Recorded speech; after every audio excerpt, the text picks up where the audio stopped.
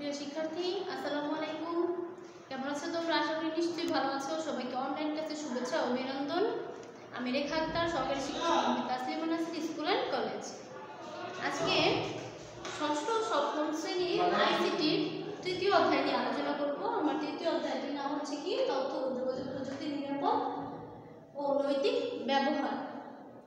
আমার আজকে আলোচনার বিষয়বস্তুগুলো হচ্ছে কি দেখো, সচেতন ব্যবহার, আসক্তি আর কি কপিরাইট, চার হচ্ছে সফটওয়্যার রক্ষণাবেক্ষণ। সচেতন ব্যবহার, সচেতন ব্যবহারটা কি, কোন ক্ষেত্রে এবং কিভাবে করতে হবে সেই সম্পর্কে আজকে আমরা জানব। আইসিটির ক্ষেত্রে আমাদের অধিক সচেতন থাকতে হয়। আইসিটি ব্যবহারের ক্ষেত্রে, আইসিটি যন্ত্রপাতিগুলো ব্যবহারের ক্ষেত্রে, যেমন দেখো যে তুমি সারাদিন চেষ্টা করে, দেখা যায় একটি উদাহরণ দিয়ে বলি যে তুমি একটি গাছের ডাল, তোমাকে একটি গাছের ডাল কাটতে বলা হলো এবং তোমাকে একটি কাটার জন্য একটি কাঠি দেওয়া হলো। কাঠি দিয়ে তুমি সারাদিন চেষ্টা করে কুচিয়ে কুচিয়ে ডালটি কাটার চেষ্টা করেছো, কিন্তু দেখা গেল যে তুমি ডালটি কোনো রকম বাকলটা ছিঁড়তে পেরেছো, কিন্তু ডালটা তুমি পুরোপুরি কাটতে পারোনি। এক্ষেত্রে তোমাকে অনেক সতর্ক থাকতে হয়, কারণ যে তোমার ডালটি কাটার জন্য যে কাঠি ব্যবহার করেছো, কাঠিতে তোমার হাতে পায়ে কি কোনোরকমভাবে অসতর্ক হলে তোমার ক্ষতি হয়ে যেতে পারে, খোঁজা লাগতে পারে। কিংবা যদি তোমাকে ডালটি কাটার জন্য একটি ধারালো দা দেওয়া হতো, তাহলে কি করতে, তুমি ওটা দিয়ে তুমি ডালটি সহজেই কেটে ফেলতে পারতে, কিন্তু অসতর্ক হলে তোমার এর জন্য কি হাতে পায়ে লেগে রক্তারক্তি হয়ে যেতে পারে। দেখো, সেক্ষেত্রে প্রত্যেকটা জিনিসের ক্ষেত্রে, ব্যবহারের ক্ষেত্রে সতর্ক থাকা উচিত। এই ক্ষেত্রে দেখো, তুমি কম্পিউটার, ইন্টারনেট, তথ্য প্রযুক্তি ব্যবহার করার ক্ষেত্রেও কিছু মানুষকে সচেতন থাকতে হয়। যেমন ধরো যে সেটি ব্যবহার করার ক্ষেত্রে সচেতন যদি কেউ না হয়, বিভিন্ন ধরনের সমস্যার সম্মুখীন হতে পারে। অনেকের কাছে কম্পিউটারের মূল ব্যবহার হয়ে দাঁড়িয়েছে ইন্টারনেট ব্যবহার। এই ইন্টারনেটে পৃথিবীর সব কম্পিউটার যুক্ত আছে, তাই কেউ যখন ঘরের ভেতরে বসে কম্পিউটার ইন্টারনেট ব্যবহার করে, তখন হঠাৎ করে পুরো পৃথিবীটা যেন তার কাছে ছোট ঘরের ভেতর হয়ে হাজির, ছোট হয়ে আসে। এই পৃথিবীতে যেরকম অনেক সুন্দর জায়গা রয়েছে সেখানে যেতে ইচ্ছে করে, ঠিক সেরকম অনেক ভয়ঙ্কর বিপজ্জনক জায়গা আছে যেখান থেকে তোমার 100 হাত দূরে থাকতে হবে। ইন্টারনেটের বেলাতেও একই ব্যাপার ঘটে। দেখা যায় যে ইন্টারনেটের বেলাতেও হঠাৎ করে কোনো চমৎকার ওয়েবসাইট চলে এসেছে, আবার দেখা যায় হঠাৎ করে অনেক বিপজ্জনক ওয়েবসাইট চলে এসেছে। এখন তুমি চমৎকার যে ওয়েবসাইটে, সেটিকে তুমি কী করতে পারো, ব্যবহার করতে পারো, আর বিপজ্জনক ওয়েবসাইট থেকে তুমি সবসময় দূরে সরে থাকবে, কারণ এক্ষেত্রে তোমার অনেক ক্ষতির সম্ভাবনা রয়েছে। যেমন ধরো, দেখা যায় ইন্টারনেট ব্যবহার করার ক্ষেত্রে অনেক সময় অপরিচিত কাউকে নিজের নাম, ছবি, পরিচয়, ঠিকানা, পাসওয়ার্ড দিতে হয় না, কারণ এগুলো ব্যবহার করে তারা অসৎ কাজে ব্যবহার করতে পারে। কিছু অসাধু লোক আছে যারা ইন্টারনেটে এ ধরনের পরিচয়, নাম, ঠিকানা, ছবি, পাসওয়ার্ড নিয়ে বিভিন্ন খারাপ মাধ্যমে দিয়ে এটা খারাপভাবে ইউজ করতে পারে। এজন্য অপরিচিত কাউকে নাম, ঠিকানা, ছবি, পাসওয়ার্ড দেওয়া ঠিক নয়। এক্ষেত্রে তোমাকে সচেতন থাকতে হবে। এছাড়াও ইন্টারনেটে অপরিচিত মানুষদের সাথে যোগাযোগ করার ক্ষেত্রে অনেক রকম বিপদ হতে পারে। যেমন যেহেতু কেউ দেখছে না, তাই তাদের কথাবার্তা অনেক সময় অসংযত হয়ে যেতে পারে, শালীনতা ছাড়িয়ে যেতে পারে। সত্যিকার জীবনে আমি যদি অসংযত বা অশালীন ব্যাপারটা না দেখি, তাহলে সাইবার জগতে কেন সেটি দেখব? সব কিছুতেই বয়সের একটা ব্যাপার আছে। তুমি নিশ্চয়ই লক্ষ্য করছো, তোমার বয়সের ছেলেমেয়েদের জন্য লেখা বই পড়তে তোমার ভালো লাগে, বড়দের লেখা বই পড়তে তোমার ততটাও ভালো লাগতে নাও পারে। তাই শুধু নয়, অনেক সময় সেটা পড়তে গিয়ে তার বিষয়বস্তুর কারণে তুমি রীতিমতো ধাক্কা খেতে পারো।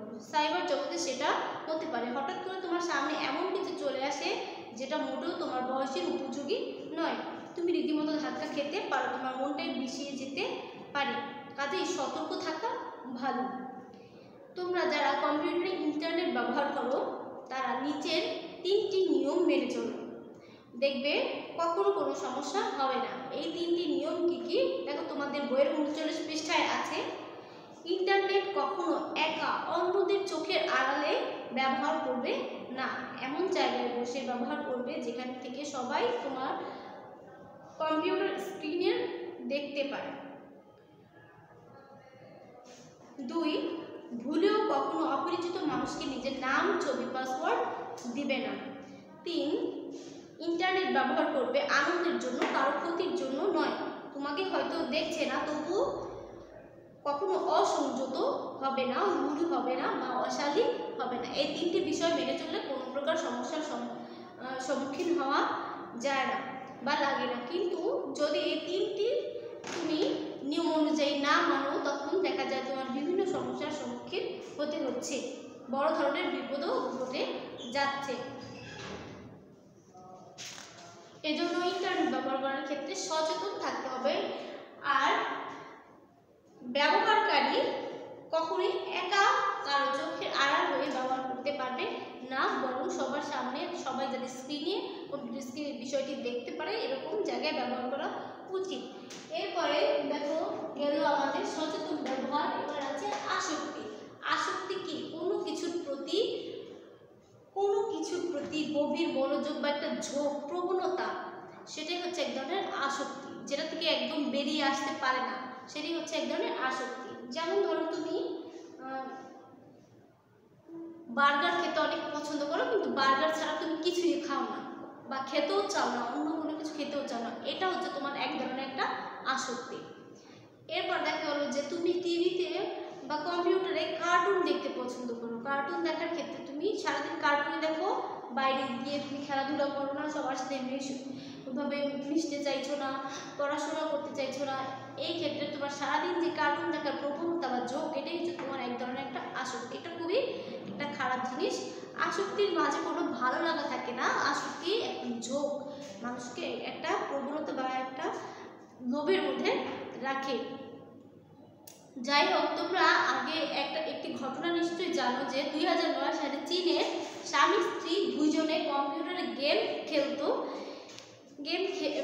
গেমটির খরচ ছিল অনেক বেশি, যার কারণে খরচ বহন করতে করতে এক সময় তারা কি করে, তাদের ছেলে মেয়েকে বিক্রি করে দেয়। একে একে তিনজন ছেলে মেয়ে একজন একজন করে গেমস খেলার জন্য বিক্রি করে দেয়। এটি তাদের এক ধরনের আসক্তি ছিল। তারা যেহেতু নিজের সন্তানদের গেমস খেলার আসক্তির জন্য বিক্রি করে দিতে পেরেছে, এক ধরনের তাদের একটি মানসিক সমস্যা, মানসিক একটি ঝোঁক, প্রবণতা। যাই হোক, এই ধরনের এই আসক্তি থেকে আমরা সবাই কি বিরত থাকবো। এছাড়াও দেখা গেছে যে আমাদের দেশে কিছু ঘটনা এরকম আছে যে অনেক সময় দেখা যায় যে দরিদ্র পরিবারের সন্তান লেখাপড়া করাতে পারছে না, এই জন্য তাদের সন্তানদের কি করে দিচ্ছে, অন্যদের কাছে হস্তান্তর করে দিচ্ছে বা তাদের কাছে বিক্রি করে ফেলছে। এটিও কিন্তু এক ধরনের আসক্তি নয়, কিন্তু এটি একটি আর্থিক সমস্যার কারণে তারা এটি করেছে, কিন্তু এটিও কিন্তু ঠিক নয়। তারপরে দেখা গেল যে শিশুরা বা তোমরা যারা অনেকেই আছো যে কম্পিউটারে বিভিন্ন ধরনের কার্টুন, গেমস, ভিডিও দেখতে পছন্দ করো, কিন্তু বাইরে তোমার বয়সী কারোর সাথে খেলাধুলা করতে পছন্দ করছো না। তখন তোমাকে এটা বুঝতে হবে যে তোমার এটা আসক্তির সম্ভাবনা রয়েছে। এক্ষেত্রে তোমার একটা আসক্তির সম্ভাবনা হচ্ছে, যার কারণে তুমি মানসিকভাবে বাধাগ্রস্ত বা ব্যতিগ্রস্ত হয়ে যেতে পারো। এক্ষেত্রে আসক্তি থেকে উঠে আসা অনেক কঠিন একটা ব্যাপার। এজন্য কোনো কিছুতে অতিরিক্ত কিছু ভালো লাগা ঠিক নয়, বা অতিরিক্ত কোনো কিছুতে সময় দেওয়াও কি ঠিক নয়। এরপর দেখো, কোনো একটা বিষয়ে আসক্ত হয়েছে কিনা সেটা কিভাবে বোঝা সম্ভব। কাজটি মোটেও কঠিন নয়। যখনই দেখবে কেউ একজন কোনো একটি কাজের মাত্রা ছাড়িয়ে ফেলছে, তখন বুঝবে সেই কাজ আসক্ত হয়ে গেছে। আমাদের দেশে টেলিভিশনে অনেক রকম কার্টুন দেখায়, আমরা সবাই সেই সব কার্টুন কি দেখি। হয়তো দেখতে দেখতে হাসতে হাসতে কুটি কুটি হয়ে যাচ্ছ, তখন টেলিভিশনের সামনে থেকে উঠে এসেছো সেই কার্টুনের কথা ভুলে অন্য কোনো কাজে মন দিয়েছো। পারছো না কিংবা টেলিভিশনের সামনে আসো তখনই তোমার টেলিভিশনে কার্টুন দেখতে ইচ্ছে হয়, তোমার জন্য অন্যরা টেলিভিশনে অন্য কোনো কিছু দেখতে পারছেন না, তখন তোমাকে বুঝতে হবে এটা তোমার এক ধরনের একটা আসক্তি জন্মাতে শুরু করেছে। তখন তোমার সতর্ক হওয়া দরকার। এবং বাসাতে বাবা মায়েরা এই বিষয়টি ভালো করে বোঝেন না। তারা ছোট বাচ্চাদের অনেক সময় শান্ত রাখার জন্য কার্টুন, টিভি, টেলিভিশনে বা কম্পিউটারে কার্টুন ছেড়ে দিয়ে যান, বসে রেখে দেন, যে ধীরে ধীরে তাদের অবস্থা এমন হয়ে যায় যে ছোট বাচ্চারা কার্টুন ছাড়া কোনো কিছু দেখতে চায় না বা বুঝতেও চায় না। তারা এর জন্য অনেক সময় বাবা মাকে দিয়ে আর্থিক খরচও করায়। এই জন্য এটি মানসিক বিকাশে বড় একটি সমস্যা হতে পারে। শুধু যে কার্টুন চ্যানেল বা কম্পিউটার গেমে আসক্তি হতে পারে তা নয়, কোনো এক ধরনের খাবারেও আসক্তি হতে পারে, যেটা তোমাদের কাছে আমি আগেই বলেছি যে কিছুদিন আগে খবরের কাগজে দেখা গেছে ব্রিটেনের একটি মেয়ে পিৎজা ছাড়া কিছুই খায় না। গত 31 বছর যাবৎ সে সকাল নাস্তায়, দুপুরের নাস্তায়, রাতের খাবারে পিৎজাই, এর মাঝে শুধু পিৎজাই খায়, অন্য কোনো কিছু খায় না। তাহলে বোঝা গেল এটা তার এক ধরনের একটা আসক্তি। কাজে তোমাদের বা সবারই খুব সতর্ক থাকতে হবে যাতে এমন কোনো কিছুতে আসক্তি জন্মাতে না পারে। যেহেতু একবার আসক্তি হয়ে গেলে সেখান থেকে বের হওয়া অসম্ভব, তাই সবচেয়ে ভালো কোনো কিছুতে কোনোভাবে আসক্ত বা মনোযোগ দেওয়া ঠিক নয়, বা কোনো কিছুকে অতিরিক্ত ভালো লাগা ঠিক নয়।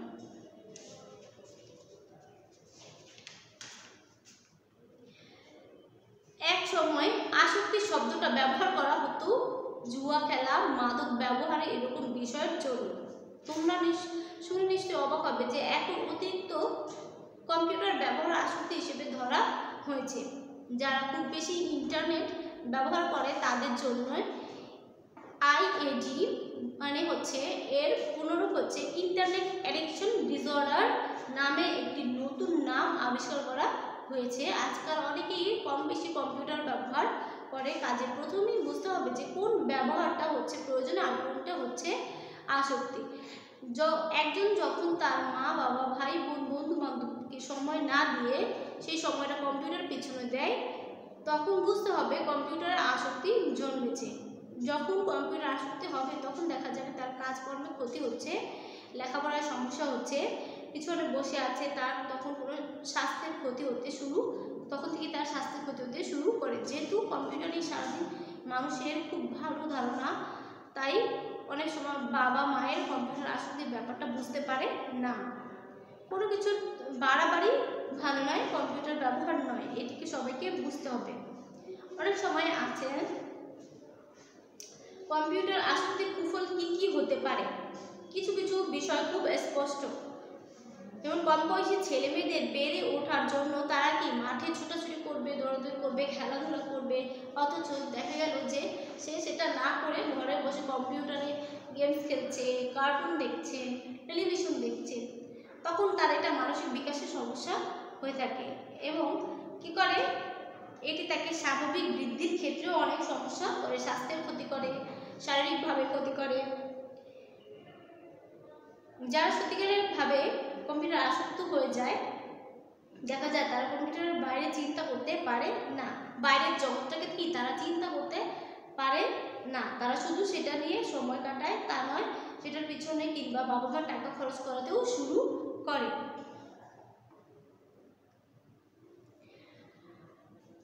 কম্পিউটার খুব চমৎকার একটা যন্ত্র, তার ব্যবহার যেন প্রয়োজনে, কখনোই যেন তার আসক্তিতে জন্মায় না। কখনো যদি সত্যি আসক্তি জন্মেই যায়, তখন সেখান থেকে তার বের করে আনার জন্য সবাইকে একটা দায়িত্ব থাকে। সেজন্য যে মানুষটি কম্পিউটার আসক্তি জন্মেছে তাকে কম্পিউটার বাইরের জগৎ থেকে আনন্দ পাওয়া শিখিয়ে দিতে হবে। যেমন সবচেয়ে সুন্দর বিষয় হচ্ছে খেলাধুলার মধ্যে দিয়ে তাকে আটকে রাখতে হবে এবং ওইখানে তার সময়টাকে ব্যয় করাতে হবে। যার আসক্তি জন্মেছে তার সময় ঠিক করে নিতে হবে, দিনে কতক্ষণ সে কম্পিউটার ব্যবহার করবে। যেমন 1 ঘন্টার বেশি নয়। শুধু তাই নয়, অন্য কোনো একটি কাজ করে তাকে কম্পিউটার ব্যবহার সেই সময়টুকু অর্জন করতে হবে। মনে রাখতে হবে কম্পিউটার খুব চমৎকার এক যন্ত্র, আমরা সেটাকে ব্যবহার করব, কিন্তু সেটা যেন আমাদেরকে ব্যবহার না করে।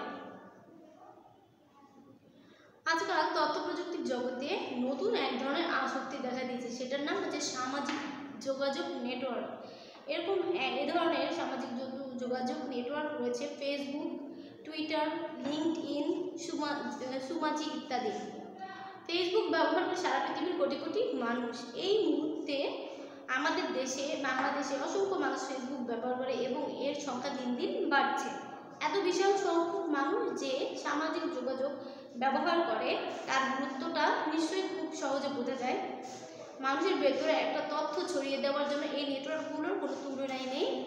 যখন দেখা যায় সারা দেশে একটি কোনো গুরুত্বপূর্ণ একটি তথ্য, এটা একদম দ্রুত ছড়িয়ে দেওয়ার জন্য এই ফেসবুক জগৎ মানে সামাজিক নেটওয়ার্ক এটি ব্যবহার করা হয় এবং এর মাধ্যমে দ্রুত সবার কাছে তথ্যটি পৌঁছে যায়।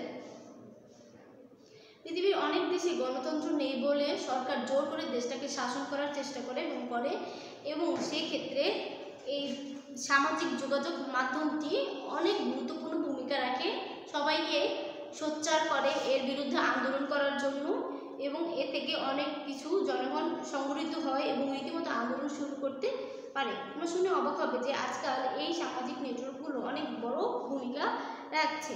আমরা যখন অনেক মানুষের কাছে কোনো খবর পাঠাতে চাই, তখন মুহূর্তের মধ্যে অসংখ্য মানুষ কাছেই এই সামাজিক ব্যবহার তথ্যগুলো পাঠিয়ে দেওয়া যায়। সামাজিক নেটওয়ার্ক ব্যবহার করে আজকাল মানুষ একে অন্যের সাথে সম্পর্ক বা যোগাযোগ রাখে। কম বয়সীরা তথ্য প্রযুক্তিকে সহজেই গ্রহণ করতে পারে বলে সামাজিক নেটওয়ার্ক কম বয়সীদের মাঝে খুবই জনপ্রিয়। সাধারণত একটা নির্দিষ্ট বয়স না হওয়া পর্যন্ত এই নেটওয়ার্কে যোগ দেওয়া যায় না, কিন্তু তারপর অনেকেই কম বয়সীরাও নিজেদের সম্পর্কে ভুল তথ্য দিয়ে সামাজিক নেটওয়ার্কে যোগাযোগ দেয় এবং সেটা থামানোর খুব সহজ উপায় নেই। তোমরা হয়তো যুক্তি দিতে পারো কোনো একটা বিষয় যদি ভালো হয়, তাহলে ছোটরা সেটাতে যোগ দিলে ক্ষতি কী? আমরা তো কম বয়সীদের খবরের কাগজ পড়তে নিষেধ করিনি, টেলিভিশন দেখতে বাধা দেইনি, তাহলে সামাজিক নেটওয়ার্ক যোগাযোগে আপত্তি করব কেন?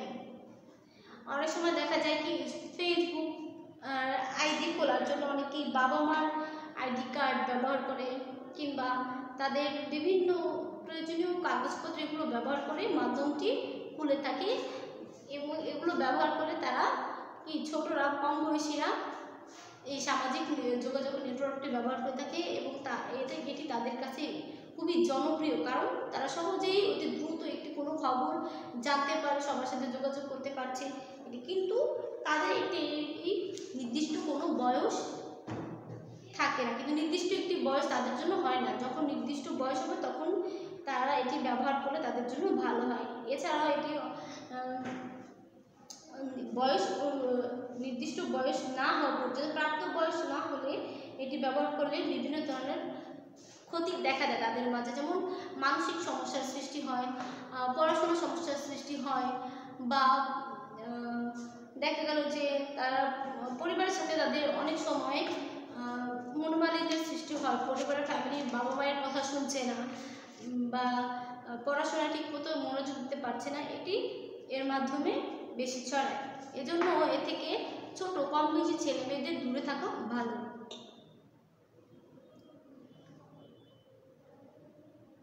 শুধু ছোট ছেলে মেয়েই নয়, বড়দের জন্য এটা এখন একটা সমস্যা হয়ে দাঁড়িয়েছে, সেটা হচ্ছে সামাজিক নেটওয়ার্কের আসক্তি।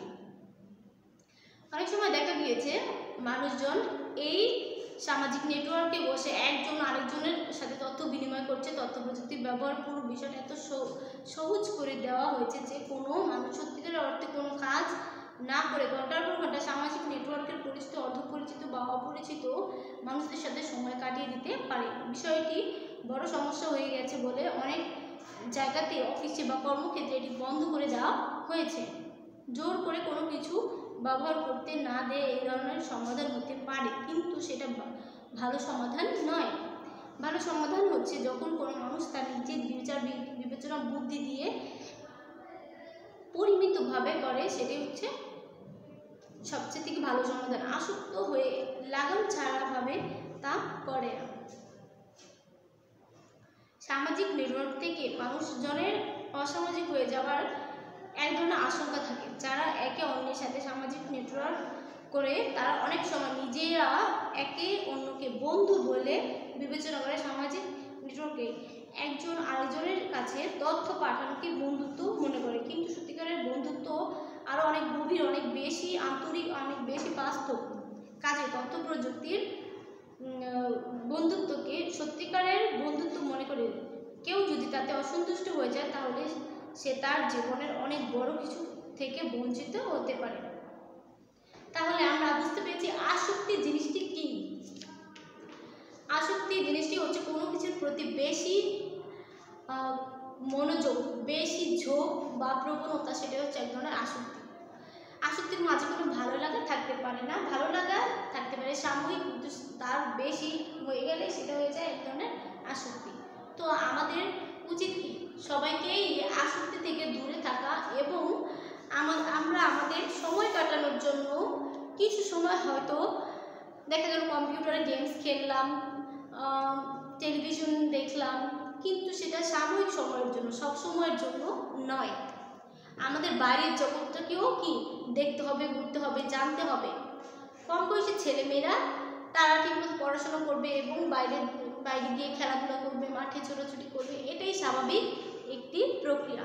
কিন্তু দেখা যায় তারা যদি এটা না করে সবসময় ঘরে বসে কম্পিউটার ব্যবহার করে কিংবা সামাজিক নেটওয়ার্ক বা যোগাযোগের মাধ্যমগুলো ব্যবহার করে, তখন এটা অস্বাভাবিক হয়ে পড়ে এবং তাদের মানসিক বিকাশে, শারীরিক বিকাশে অনেক ক্ষতির সম্মুখীন হতে পারে।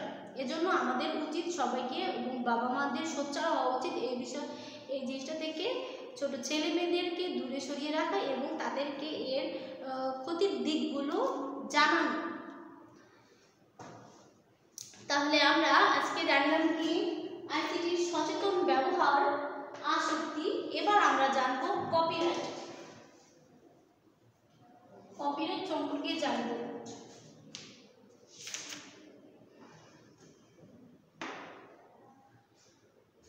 কপিরাইটটা কি? কপিরাইট হচ্ছে একটি আইনি কপি যা পুনরুৎপাদনের অধিকার সংরক্ষণ নিয়ে তৈরি। এটিকে কপিরাইট আইন বা সংক্ষেপে কপিরাইট বলে।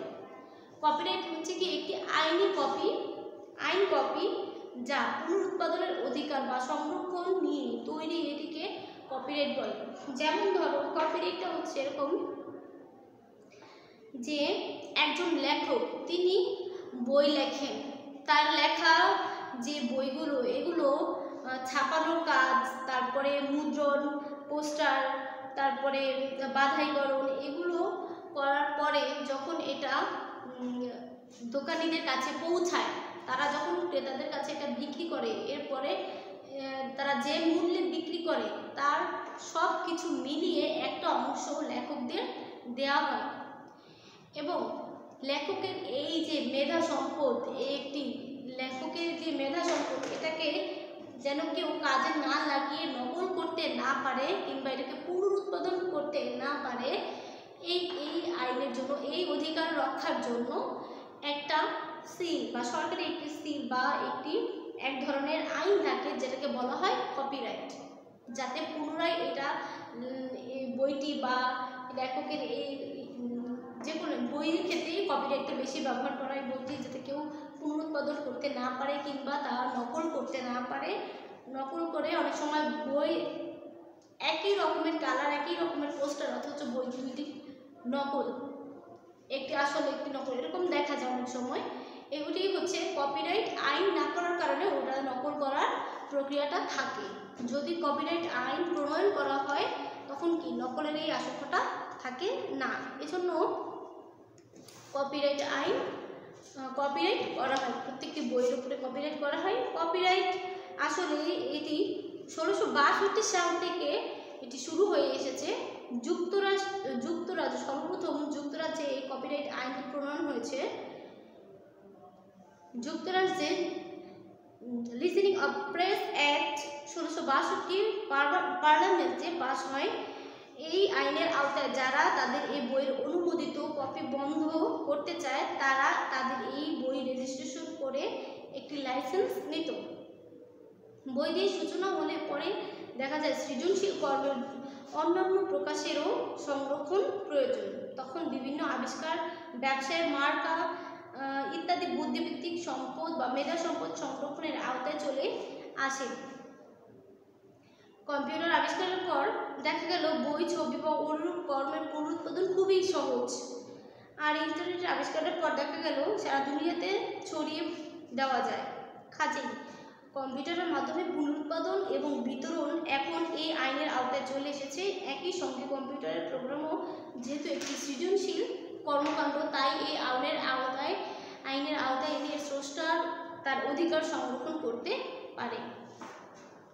বর্তমানে যেসব দেশে এই আইন আছে সেসব দেশে সৃজনশীল কাজের কপিরাইট স্রষ্টার মৃত্যুর পর বলবৎ থাকে। এটি কোনো দেশে এমনকি 100 বছর পর্যন্ত হতে পারে। তবে সাধারণত এটি লেখক, শিল্পী, নাট্যকারের মৃত্যুতে 50 থেকে 70 বছর বলবৎ থাকে। বাংলাদেশের কপিরাইট আইনের 2000 এর মেয়াদ হচ্ছে 60 বছর। যখন কোনো সৃজনশীল কর্মের কপিরাইট ভঙ্গ করে সেটি পুনরুৎপাদন করা হয়, সেটিকে বলা হয় চোরাই কপিরাইট। যেহেতু কম্পিউটার বিষয়গুলো সহজেই কপি করা যায়, এগুলো চোরাই কপি পাওয়া যায় সবচেয়ে বেশি। কম্পিউটার ব্যবহার করার সময় আমাদের এই বিষয়টি সবসময় খেয়াল রাখতে হয়। আমরা যখন কাউকে কোনো কিছু কম্পিউটার থেকে কপি করে দেব, তখন কপিরাইট আইন ভঙ্গ না করি। শুধু কম্পিউটার প্রোগ্রাম বা গেমস নয়, কাউকে সেটা কপি করে দেব, তখন সেটা আমাদের মনে রাখতে হবে যে কোনো ক্ষেত্রে আমাদের কিন্তু সেই কপিগুলো অন্যকে দেওয়ার অধিকার নেই।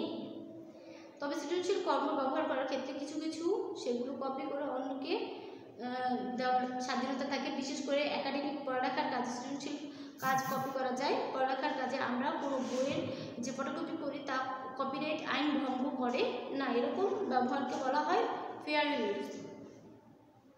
মানে যেটা সৃজনশীল কাজের জন্য ব্যবহার করা, আমাদের পড়াশোনার কাজের জন্য ব্যবহার করা হয়, জাতি গঠনের কারিগর হিসেবে যারা ছেলে মেয়েদের সুশিক্ষার জন্য এটা ব্যবহার করতে পারে। কপিরাইট এই সংরক্ষণবাদী মনোভাবের বিরুদ্ধে একটি ভিন্নধর্মী ধারণা বর্তমানে দেশে চালু হয়েছে। এর মূল কথা হলো লেখক, শিল্পী, প্রোগ্রামার, নাট্যকার ইচ্ছে করলেই তাদের সৃষ্ট সৃজনশীল কর্মকে শর্ত সাপেক্ষে কপি করার জন্য উন্মুক্ত করে দিতে পারে। মুক্ত দর্শনের আওতায় যে কম্পিউটার সফটওয়্যারগুলো প্রকাশিত হয় সেগুলোকে একমাত্র মুক্ত সফটওয়্যার বা ওপেন সোর্স বলা হয়। ঠিক আছে, এরপরে এই দর্শনের আরেকটি বড় প্রকাশ হলো মুক্ত জ্ঞান ভাণ্ডার উইকিপিডিয়া, যা বিস্তারিত নাম হচ্ছে www.wikipedia.com.org। সবাই মিলে ইন্টারনেটে এই মুক্ত জ্ঞান কোষ গড়ে তুলেছে কয়েকটি মুক্ত লাইসেন্সের আওতায়। তাহলে আমরা কপিরাইট সম্পর্কে জানবো সফটওয়্যার রক্ষণাবেক্ষণ।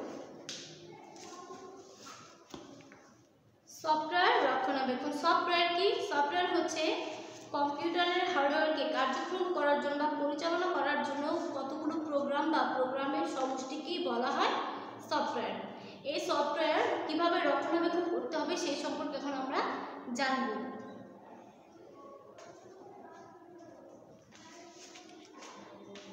সফটওয়্যার কি সেটা তোমাদের আমি আগেও বলেছি, এখনো বলছি আবারও, যে সফটওয়্যার হচ্ছে কম্পিউটারের হার্ডওয়্যারকে সচল রাখার জন্য বা পরিচালনা করার জন্য কতগুলো প্রোগ্রাম বা প্রোগ্রামের সমষ্টি, এগুলোকেই বলা হয় সফটওয়্যার। কম্পিউটার দুটি অংশ, একটি হার্ডওয়্যার, একটি সফটওয়্যার। হার্ডওয়্যার রক্ষণাবেক্ষণের কথা আমরা আগেই পড়েছি যে কিভাবে, যেমন কিবোর্ড, মাউস, মনিটর কিভাবে আমরা পরিষ্কার পরিচ্ছন্ন রাখবো সেই সম্পর্কে আমরা আগেই জেনেছি। এখন জানবো সফটওয়্যার রক্ষণাবেক্ষণ সম্পর্কে। এই যন্ত্রগুলোর কারণ হচ্ছে কম্পিউটার ভাইরাস। সফটওয়্যার বড় সমস্যা যেটি হতে পারে সেটি হচ্ছে কম্পিউটার ভাইরাস। কম্পিউটার ভাইরাস যখন সফটওয়্যারে ঢোকে তখন কি হয়, সফটওয়্যার যত প্রকার গুরুত্বপূর্ণ তথ্যগুলো আছে সবগুলোকে নষ্ট করে দেয়। এজন্য এই ভাইরাস থেকে রক্ষা পাওয়ার জন্য আমরা কি করতে পারি, আমরা বিভিন্ন উপায়গুলো ব্যবহার করতে পারি। যেমন এই ভাইরাস থেকে রক্ষা পাওয়ার জন্য কিছু উপায় দেওয়া আছে তোমাদের বইতে। দেখো যে 42 পৃষ্ঠায়, মানুষের তৈরি কম্পিউটার ভাইরাস আসলে একটি ছোট প্রোগ্রাম বিবরণ ছাড়া আর কিছুই নয়। যেটা মানুষের তৈরি ভাইরাস সেটি হচ্ছে কম্পিউটার ক্ষতিকারক ভাইরাস।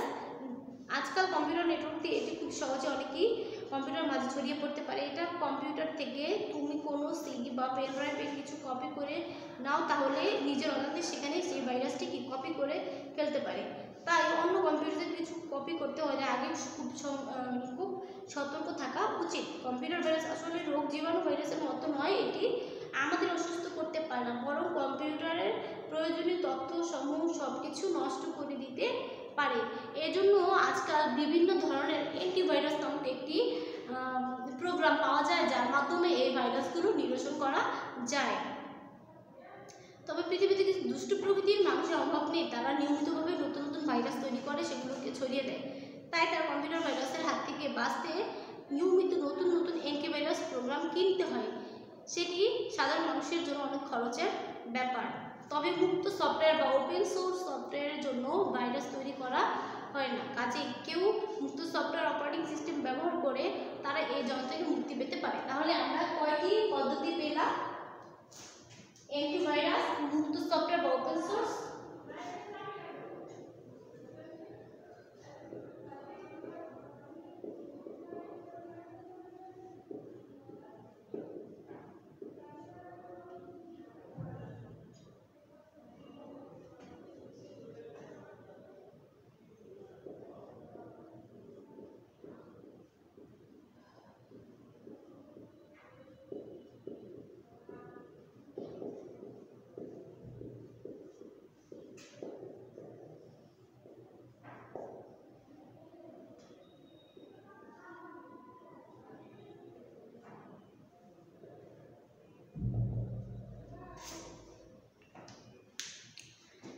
এই দেখো দুটি ভাইরাসের নাম, ভাইরাস অ্যান্টিভাইরাস প্রোগ্রাম।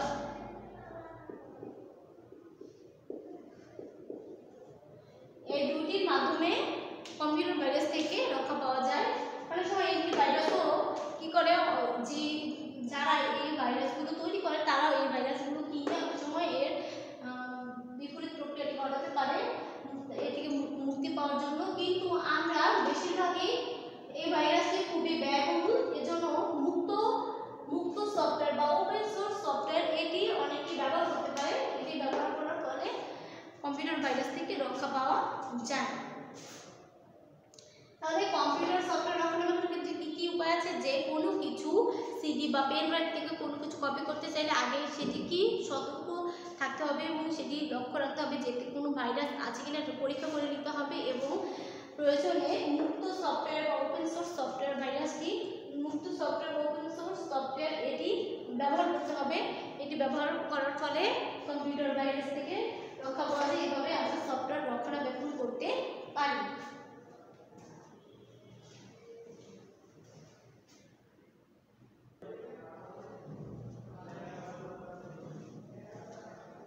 তাহলে প্রিয় শিক্ষার্থীরা, আজকে আমরা কি কি জেনে নিলাম? আজকে আমরা জানলাম সচেতন ব্যবহার, আইসিটি সচেতন ব্যবহার, আসক্তি, কপিরাইট এবং সফটওয়্যারের কি রক্ষণাবেক্ষণ। আমরা আগামীতে অন্য পার্ট 4 আর 5 দিয়ে 5 আর 6 নিয়ে আলোচনা করব এবং আলোচনা করব আইসিটির ব্যবহারের ঝুঁকি ও সতর্কতা অবলম্বনের পন্থা, এটি নিয়ে আলোচনা করব। আরও আলোচনা করব নৈতিকতা ও প্লেজারিজম, আরও আলোচনা করব